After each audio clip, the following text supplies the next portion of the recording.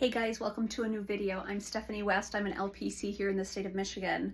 And this, I think, is going to be somewhat of a polarizing idea that I'm going to put forward here, but one that I think is so important in any type of healing journey. And that is, in spite of what you've gone through, in spite of the hard, in spite of the things that have left pain points in your past, there's been good there too.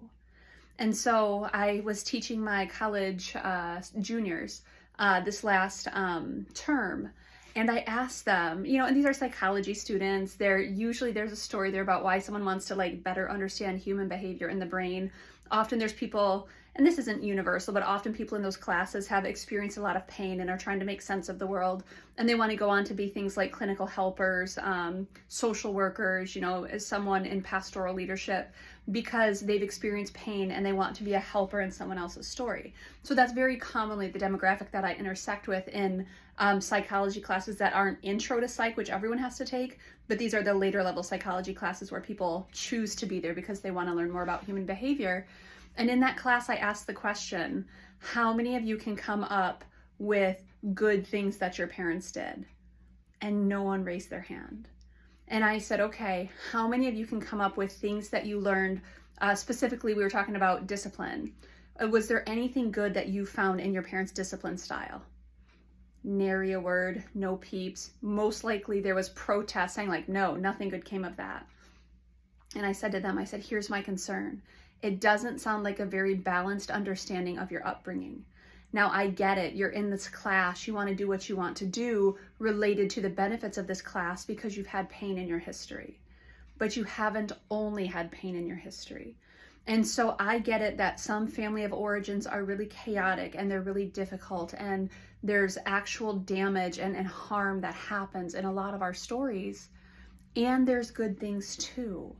And a balanced approach when we're talking about healing means it all matters. So when I started my intensive therapy, so my diagnosis would definitely have been complex PTSD from a whole host of situations. And I have the very cute and quirky OCD running for me. But when I went kind of at the onset of intensive therapy about 15, 16 months ago, there was so much anger, and my therapist could have said to me, Steph, there's good here too. And I would have been like, you're a jerk and how dare you, and everything's awful. Because I was in a post-traumatic state. But as I've gone through the healing process, I've had to look at, okay, but what's been good too? Now, not this toxic positivity nonsense of find the silver lining in everything and everything's redemptive and everything is redemptive from my worldview, but not in some sort of superficial kind of put a Band-Aid on a bullet hole and called it healed and say we're okay and I'm fine. But you have to work through, if you're in a position where you don't think there's anything of value in your history and everyone has wronged you and everything has been awful, you've got some healing to do. Because on the other side of that healing is the understanding that the good was there too.